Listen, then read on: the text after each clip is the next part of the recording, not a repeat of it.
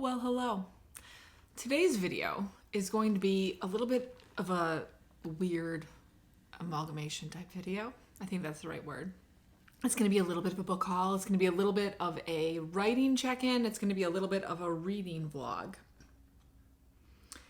It's freezing here, but I'm drinking like a very summery, just tons of ice water in my rainbow tumbler, which is very like June and not October, but I'm just really, really thirsty right now and I did not want hot tea. I just want to suck down ice water while I do this vlog. Also, if you are someone who hangs out here a lot, I got my hair cut, as you can see.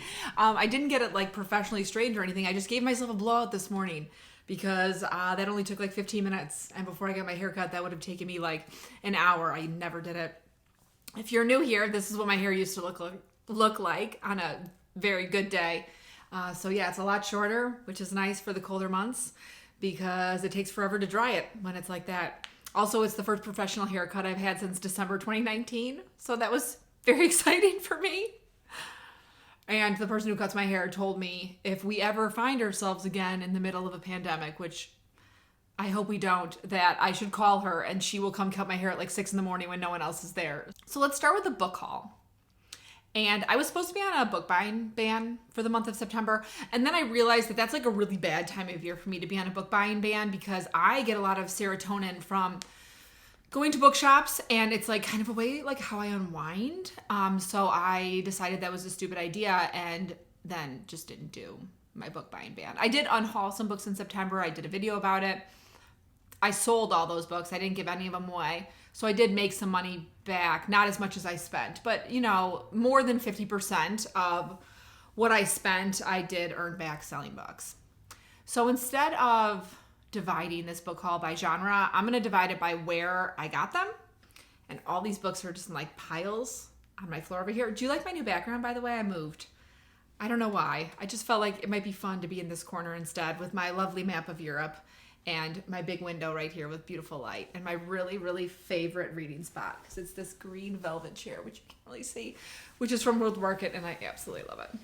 Okay, let's start with my town does a yearly huge used book sale for the library. It's like a fundraiser for the library. They collect used books all year long, and then in September for 4 days, they shut down the gym at the what's called the Park District, and it's insane how many books are there. So I did go to that and get some books, and I'll show you those first. The nice thing about these is because they are literally all donations. The prices are impossible to beat. So I got The Giver of Stars by Jojo Moyes for $2. And it's a mass market paperback, and it's clearly been read, but there's no like blood on it. So a pretty good deal in terms of, in my opinion. I've had this on my book of the month TBR for a while because it was a book of the month pick, but I have a rule that if I find a book at Half Price Books, that's a book of the month book, for more than I can get it from book of the month, I'm not allowed to. And if I find a book that I want that's for less than book of the month, I have to buy it. So I got this one.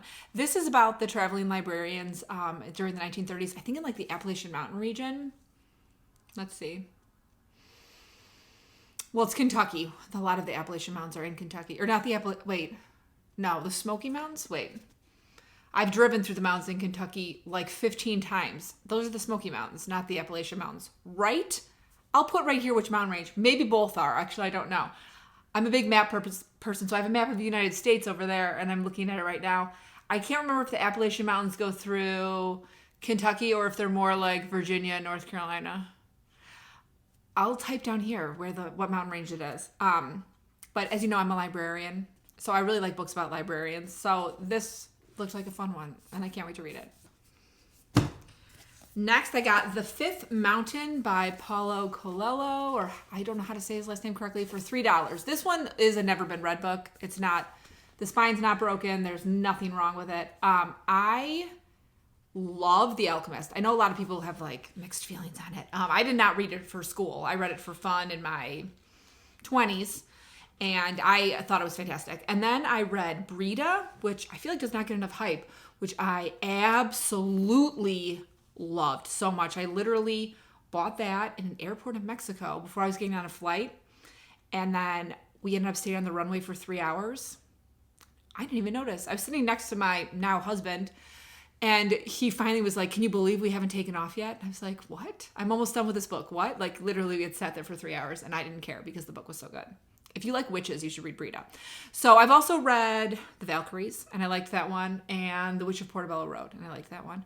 So I saw this and I was like, I haven't read Paulo Coelho in years. I feel like the last one I read was The Valkyries, and I think it was like before I had children. So like 9.5 years ago, maybe even before I was pregnant with that kid. So maybe more like 10.5 years ago. So it's time. I saw this one.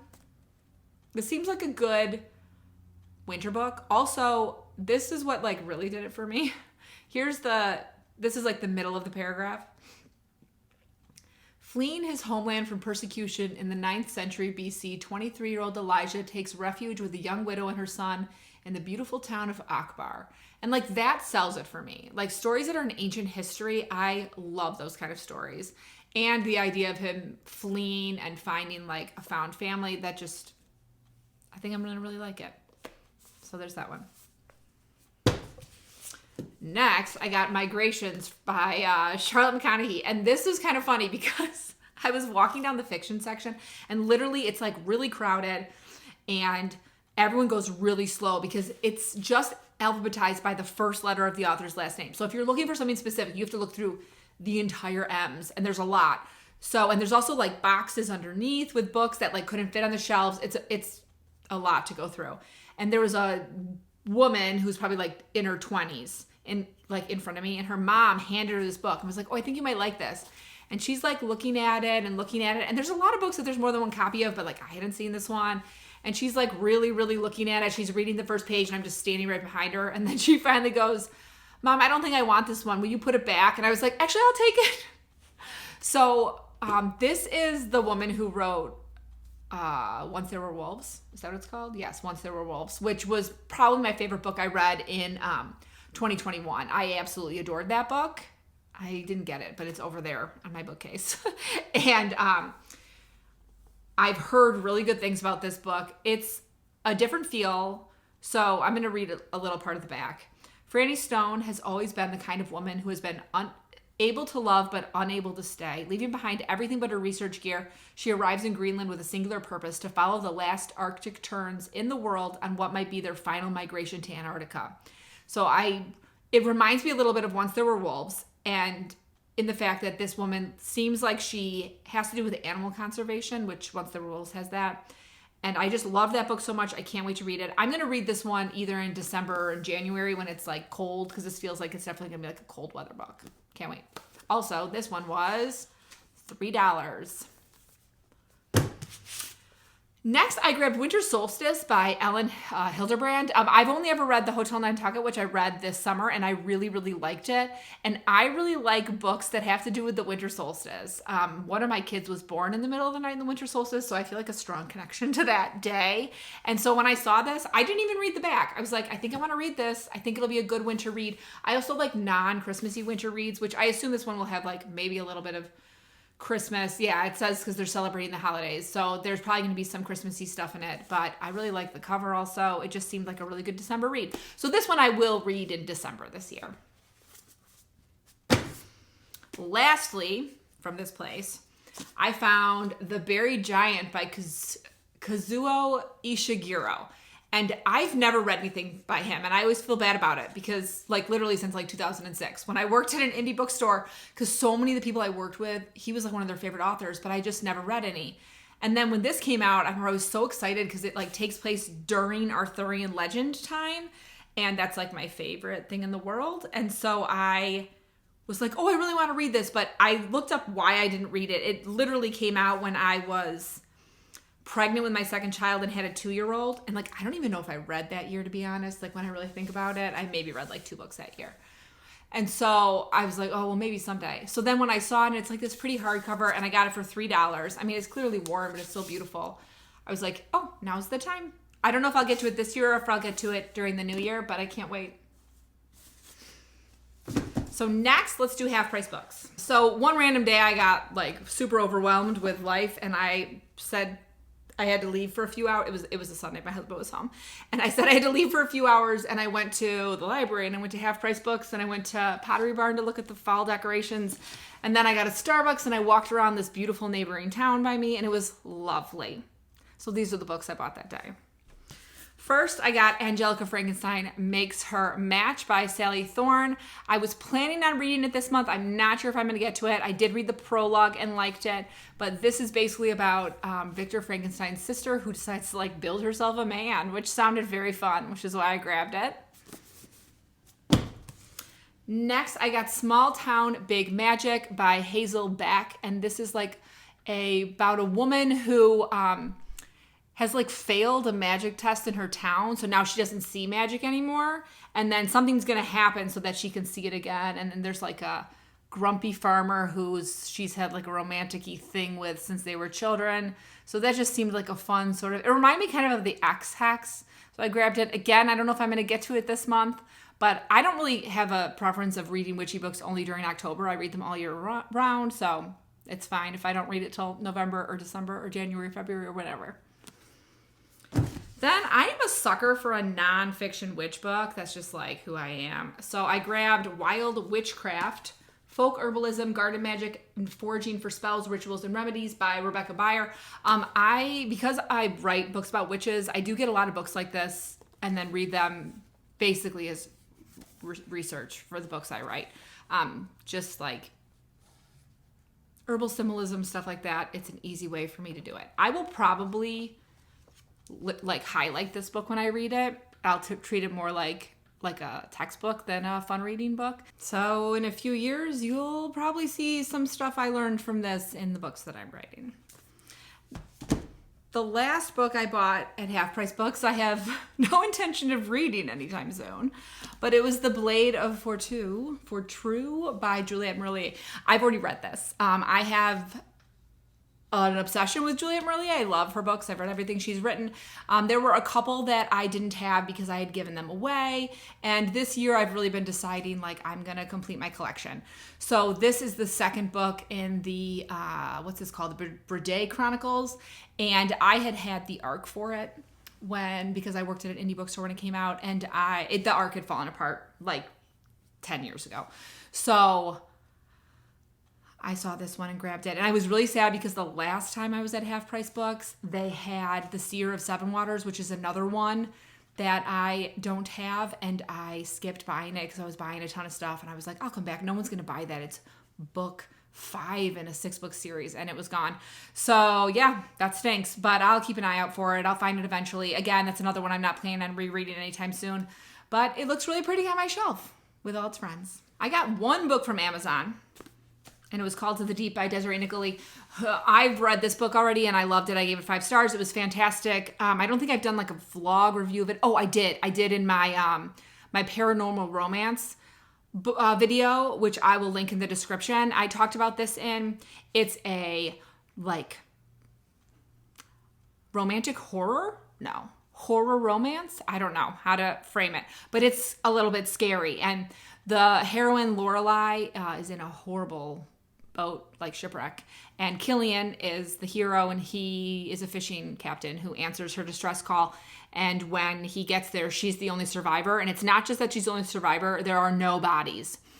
And then some things happen, and Lorelai figures out that she's actually descended from mermaids, but in this world, mermaids eat people. And I loved this book. It's going to be a duology, and I can't wait to read the second one. It was fantastic. Okay, let's move on to Book of the Month, because I did get 3 books in October. I have a lot of credits because a lot of you lovely viewers have been using my code on my Book of the Month videos and giving me free add-ons, which is fantastic by signing up, and it's awesome. So I got 3 this month. I've read 1, I'm halfway done with 1, and I have 1 left to read. So let's get into it. My pick, like you have to pick like one of the books of the month, was The Family Game by Catherine Steadman. And I was deciding between this and Thistlefoot, but I told myself I really wanted to read a thriller this month, and I wasn't really like looking for a fantasy, but I put Thistlefoot on my TBR because depending on the reviews I hear of it, I might end up reading it. This is kind of like a rich people doing really bad things, sort of. So in this one, our main character is Harry, and she's an author, but she's had like one runaway bestseller, and she's engaged to Edward, who's like the heir to this insanely wealthy family. But she has a secret, and there's some weird stuff going on with his family. And I feel like it's one of those books that even if you tell like the beginning of the secret, it sort of gives it away. I would say this was like a really solid thriller read, but the vibes in this book are absolutely fantastic from Thanksgiving to Christmas, because that's when it takes place. It like starts a couple days before Thanksgiving and it ends with Christmas. And like the winter in New York, they're in New York City, but then they're also in upstate New York. Like the decorations, but it's all kind of like scary, was absolutely fantastic. I think reading this in early December would be like ideal. So it was a little strange to read it because I read this one like pretty early in October. So it was a little strange to read it then, but very good vibes, very creepy. I did guess the twist really early on, but I don't, that doesn't necessarily bother me that much. Like I feel like I'm kind of smart then. I'm currently reading Spells for Forgetting by Adrienne Young. I am on page 224 out of 350 or 3 something. I think those were the acknowledgments. So under 350. And I really like it. I don't know if I love it, but I really like it. The premise of this is there's this group of 4 friends who when they were teenagers were very close. And now it's 14 years later. They're in their early 30s. And when they were 18, one of them died. Now this island that they lived on, it's called Sersha. Everyone there is magical, but like magical in like an Alice Hoffman practical magical. Like it's kind of like magical realism, witchcraft type thing. And one of the friends has had to leave the island. And it's about him having to come back for something and how the others react. It's a fantasy, not a romance, so I don't know how this is going to end. I have a feeling it's going to end sadly. I've never read anything else Adrienne Young has written. I know she writes some YA. I like this book. I think I'll finish it. I mean, I have like 100-ish pages, 125 pages left. I think I'll probably finish it tomorrow. I don't think I'm going to like burn through it tonight, but I bet I'll probably finish it tomorrow. And then you'll get a full review in my October wrap-up. And my last book of the month I picked was The Broken Girls by Simone St. James. I've never read a Simone St. James. I'm not going to lie. Part of the reason I picked this one versus The Cold Case Files, I think is the other one, is because I love this cover. It just like really spoke to me. It's like end of November. Like there's like a leaf. Everything looks frozen and gross and creepy. This is a double timeline book. So part of it is Vermont 1950. Part of it is Vermont 2014. The main character is Fiona Sheridan, and she is revisiting the events of her elder sister's death. 20 years ago, her sister's body was found dumped in an overgrown field near the ruins of Idlewild Hall. Her sister's boyfriend was tried and convicted of murder, but she thinks maybe someone else did it. In 1950, it's like a Mary Magdalene house where girls go who are the troublemakers, the illegitimate, and too smart for their own good. And 4 roommates bond over their whispered fears until one of them mysteriously disappears. This one is supposed to have a hint of the supernatural in it, which I do really like in mysteries, so I'm looking forward to reading it. I'm guessing I'll get to this one probably in November or December. Okay, so yesterday I went to the library and got a bunch of books, and I was like, I'm just going to put these on my book haul, even though they're not books to keep, because they are books I'm planning on reading. The first one is called Design Mom: How to Live with Kids, a Room-by-Room Guide by Gabrielle Stanley Blair. And actually, I've already gotten so many good ideas from this. I started reading it yesterday. I've been having like a lot of issues in making our house functional as my children grow out of like the toddler age and into more like the little kid / big kid age. And I'm just trying to, like our house right now is a disaster because I'm redecorating, not like renovating. I'm not renovating anything, but I'm redecorating, like moving furniture around, trying to make the spaces more conducive to what we need them for a ton. And this was actually, so far, it's been extremely helpful. And I've only read the chapters on like the entryway and the mudroom. But it's been really helpful in terms of like how to organize your stuff so you don't feel like you're crazy and you're always cleaning. But like legit, this room, this corner is very clean. The rest of it is not. So hopefully this will, fix all the problems in my life, right? That's the plan. Next, I got The Mermaid of Black Conch by Monique Rafferty. One of my really good friends is reading this right now, and she recommended it to me, and I know it's about a mermaid who gets turned into a human who does not want to be a human. So it's like opposite Little Mermaid, and I'm looking forward to it. It's a very quick read. I think it's like 250 pages to like 225 pages. So yeah, looking forward to that one. Next, I got Spear by Nicola Griffith, and this has been on my TBR for a while. It's I purposely didn't read that much about it because it's very short. I think this one's like 200 pages. Oh, under 200 pages. This is like 167 pages. I know it's Arthurian legend times, my fave, and it's, I think, a sapphic love story, but I'm not 100% certain. But it's women living in the woods. That's all I know. That's enough to sell me. That would sell me on a 500-page book. So it's definitely going to sell me on a 167-page book. So I'm probably going to, I might even read this one this week because we'll talk about in my reading catch-up why I might read this one this week. And then lastly, I got Lover Eternal by J.R. Ward, which is book 1 in the Black Dagger Brotherhood. Okay, so here's a story. I've heard of the Black Dagger Brotherhood series forever, and I always thought I would like that, but it's like 20-some books long, and I didn't know if I should get, involved in it. So then one of my critique partners just read the first book in my new series that I've been working on that's going to come out. I don't want to give you a actual date because I'm not sure, but I hope it's going to come out in June, but I'm not positive. So don't quote me on that.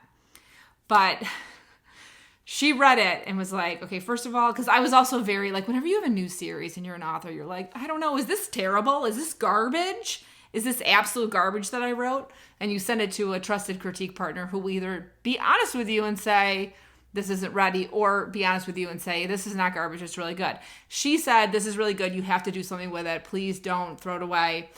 Have you read this book? Because you have very similar vibes and it's a great comp. So comps are like when authors write a book, you have to be like, here are books that are similar, because you can't just be like, there's no book that's ever been written before like the book I've written, because A, that's a lie, and B, okay, then it's not going to sell. So she told me to get this one, and she said I'd probably want to read the whole series. So I grabbed this. Honestly, of my entire TBR, this is what I'm the most excited to read right now. So I am guessing I might pick it up this week, probably. And the thing about romance novels is this is like 440 pages, but I know I'll read this in like 2 days because they just suck you in. And that is the last book of my book haul. So now let's do check-ins. This isn't really going to be vlog style because I'm not going to like move. I'm just going to stay here. But now we're done with book haul. Maybe I'll sit back a little bit and we can talk about check-in. So let's start with my writing check-in. What did I do in October that made me so busy? Hi, I'd love to tell you. I first wrote I think it was my 3rd draft of a about 40,000 word novella, and then sent it to my critique partner and then got her feedback that was definitely, yes, you need to publish this. So that was exciting. And that would be great to just get that done in 1 month. And then I edited my novelette, which I don't really know. It's like a long short story, but not long enough to be a novella. That is going to be a free giveaway once I get my newsletter started, my author newsletter started, which will probably be in January. I edited that and I sent it to one of my beta readers, and she told me she loved it and she was so excited for me. And so that was great.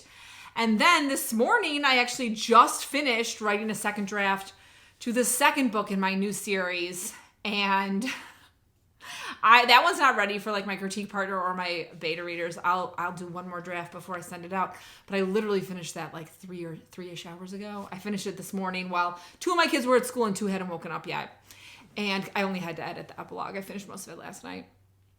But I've been a busy bee in October, and it's not going to stop because I'm filming this on October 20th. And my plan for the next 11 days is to read the 40 pages I have written so far of my 3rd book in this new series. Let's just call it Wolf series, because that's what I'm calling it in my brain right now, because I don't know what I'm going to call the series yet. I'm 40 pages written of my 3rd book in the Wolf series. And so I am currently going to, well, I'm not currently. Tonight, I'm going to start rereading that. When I do that, I do like really light editing when I'm just like rereading to finish something. After I finish rereading it, I'm going to outline it. And then I'm going to loosely outline the 4th book in the Wolf series, and then Nano's going to start, and I'm going to finish the 3rd book, but I think it's not going to be 50,000 words because I don't know how many words I have written. I just know it's around 40 pages, and I don't know in my brain what 40 pages is to words, like off the top of my head, but I'm going to finish that as part of my Nano, and then I'm going to start writing book 4 as part of my Nano to get me to 50,000 words. So this month has been a lot of writing work, like a ton. And part of that I think is because I'm also trying to, as I said before, like get my house in more functioning order. And people always say like, if you want to get your house clean, have writing work. And I'm the opposite. If you want to do your writing work, have cleaning, housekeeping stuff, because I hate doing that. And I love to write and edit and do that kind of stuff. So I've definitely been like, oh, I should really work in the dining room today and get some stuff with the table figured out. And then I'm like, or I could edit 1 to 2 chapters instead. And I've been picking that. So yeah, my writing is not going to slow down until December, which is going to bring us to my next check-in, which is my reading check-in. Okay, let's talk about reading in October. It's been a hard reading month for me. Okay, so there's some external factors. I just told you about all the writing I've been doing. And when I write that much, it does really cut into my reading time because I'm not, like an employed author. My writing time is not like a 9 to 5. I sneak it in when my kids are at school or they're sleeping. I don't have time to write all day. I have to kind of pop it in when I can, which is the same as reading. Also, we have been having one of the coldest Octobers we've ever had. And usually, and I've talked about this in other videos, I get a lot of reading done when my children are playing outside and I'm sitting outside, but they are occupied with their playing. So I have not been able to read outside, I think, since like October 2nd. It's just been really cold. It's been really windy. It is supposed to be really nice out starting tomorrow for about 4 days. It's supposed to be in the 60s and 70s, but we're also extremely busy the next 4 days. We're not busy on Monday, so at least Monday I'll get to read outside for a little bit. But that super cuts into my reading time. It's why I get so much reading done in the summer compared to in the fall and winter, because there's just not, my kids don't occupy themselves as well when we're inside versus outside. I mean, in July, you can set up a sprinkler and it usually gets your kids totally focused on a sprinkler for like an hour and you can read a ton. So that just doesn't happen. Part of it also is I've been like kind of in a weird book slump. And it's not anything to say about the books that I've read. I've only read 3 books so far, like finished 3 books in October, which is crazy for me. It's October 20th. Usually by now I would finish like 6, maybe 5. The 3 I've read so far. I read Her Majesty's Royal Coven by Juno Dawson, which I would say is like a solid fantasy read. I read Called to the Deep by Desiree Nicolai, which I loved. That was like a put it in my veins 5-star read. And I read The Family Game by Catherine Steadman, which was another solid read. I'm currently reading The Spells for Forgetting by Adrienne Young, and I think it's a solid read. I'm just having an issue that I'm not really like dying to pick up anything that I'm reading. I'm also at this point where and this happens to me sometimes with ARCs. If you DNF an ARC, you get like kind of like marked for it on your account. And I am currently like really on the border of whether or not I'm going to start not getting as many ARCs because I've been DNFing some. So I'm currently reading 2 ARCs and they are just not grabbing me. And one of them is partially because it's formatted really funky on my Kindle and like I cannot enjoy reading it because of that. And I'm considering, you can like explain to the company I use, like, hey, this isn't working on my Kindle. Like, I don't know how I'm supposed to read this. It's very unenjoyable to try and read it when the fonts are all like 80 different sizes. The other one I have no excuse for. I'm just not really getting grabbed by it. So that's kind of putting me in a book slump. And then I also am listening to an audiobook that literally I have 1 hour left and I'm considering DNFing it. It's, what is it called? Why can't I think of what it's called right now? It's the 4th book in the Wayward Children series by Seanan McGuire, which I've read. Everyone thinks is the best one. I think the issue with it, I'm just going to put the cover up here because I can't, it's like my brain. All I can think is Come Tumbling Down, but that's the 5th one. I think the issue with it is I don't like the narration style in this one. I listened to Beneath the Sugar Sky in August or September. I can't remember. I think August. Yeah, August. And I loved the narrator. And I listened to that book in like a week because I don't have a lot of time for audiobooks. So literally 2 days ago, I tried to listen to a little bit of this book and I put it on like the 1.5 speed, which I hate listening to because I just don't like to listen to people talk fast. And I got it down to like I have an hour left. And when I was at the library yesterday, I went to see if they had a hard copy because I know I have like none of the book left. And to listen to an hour, I could probably read that in like 25 minutes. And I know, but they didn't have it at my library. And I'm literally to the point where I'm like, am I going to DNF this book that I'm almost done with because I just can't with the audio? So there's a couple libraries nearby. I might check and see if they have the hard copy and just literally sit in the library and read the end of the book. Because it's not against the story, it's just more me and the audio are not meshing at all. And I am not a good audiobook listener. When I'm in the car, I usually like to listen to music. I used to do audiobooks when I was getting my master's because I had to commute to a very far university that was really far away. It would take me like 90 minutes to get there. So I listened to a lot of audiobooks then because I was in the car a lot. But I'm just not ever in the car alone. And like these audiobooks aren't really appropriate for my children to listen to, nor do they want to listen to them. They want to listen to World's Smallest Violin by AJR on repeat. That and I'm a Gummy Bear. Yeah. So that's kind of where I am. I also think I have a little bit of reading burnout. So I was looking at my Goodreads stats, and I've currently read 77 books this year so far. And last year I read 75 total. So I'm way ahead because I still have 2 months and 11 days left to go. And so I think that is part of it. And like literally looking at me, my reading stats, since 2009, I've been reading. That was probably the last time I read an insane amount of books. Yeah, because that's like right before when I started my master's degree. So it's been a really long time since I've read this many books. I did when I was a school librarian, I read a ton, but I was reading like picture books and first chapter books in middle grade, and I didn't work with young adults, so I very rarely read YA. So, it's different when you're reading middle grade books. You can get through them a lot faster than you can get through adult books. But I think I'm getting a little burnt out on the amount I'm reading. This is a really convoluted way of saying my October and November wrap-ups are probably going to be smaller than normal. I'm guessing my October wrap-up's going to have 5 books, maybe 6 if I read one of those short books I just got from the library. And I might. Maybe I'll hit 7 if I read a short book from the library and go to the other library and try to find a hard copy of the Wayward Children book, whose name is still not coming to me, and it's driving me insane. Good God, what is that called? Every Hearted Doorway, Down Among the Sticks and Bones, Beneath the Sugar Sky, something. What the hell is it called? Oh my God. This is literally driving me crazy. Okay, we're just going to leave it like that. There's the cover again because it's just frustrating me. And I don't want to go get my computer and open it up. So I'm not going to. Okay. I just went on a huge tangent about that Wayward Children series. So my October wrap-up's going to be small. My November wrap-up's going to be small. But my writing is going really well. So that's my big, long explanation of my month so far. I bought a lot of books. I edited a ton. And I'm not reading very many of my books.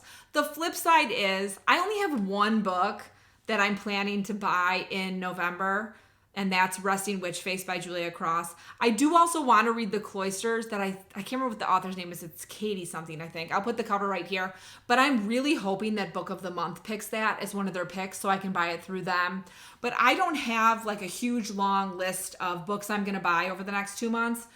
So I think it's okay that I have all these books. And I didn't read like any of them in October. Hopefully I'll be able to snap out of this reading funk. But honestly, I'm probably not going to until December. I always read a lot in December because it gets really cozy. And I don't write at all. I don't let myself do any writing work in December. It's the 1 month I take off every year. So I'll get a lot of my reading done then. And hopefully read some of these books that I was really excited to read when I bought them. And I'll get out of my funk.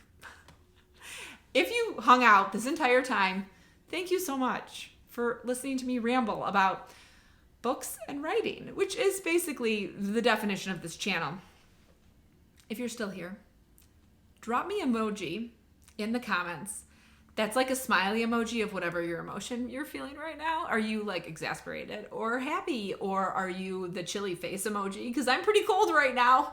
Or you're angry, or you're sad, or you're excited, or you're the one that's like this, which I use that one a lot. Just the straight mouth. Whatever it is, put it down in the comments so I know how you're feeling. And I'll put mine down there, which is going to be different than what I'm feeling right now because I'm going to have to edit this and then I'm going to post it in a few days. So maybe then I'll just be feeling, like the dollar sign emoji. I don't know. But as always, I hope you are in the middle of a good book, about to start reading a good book, or about to start writing a great book. I'll see you soon.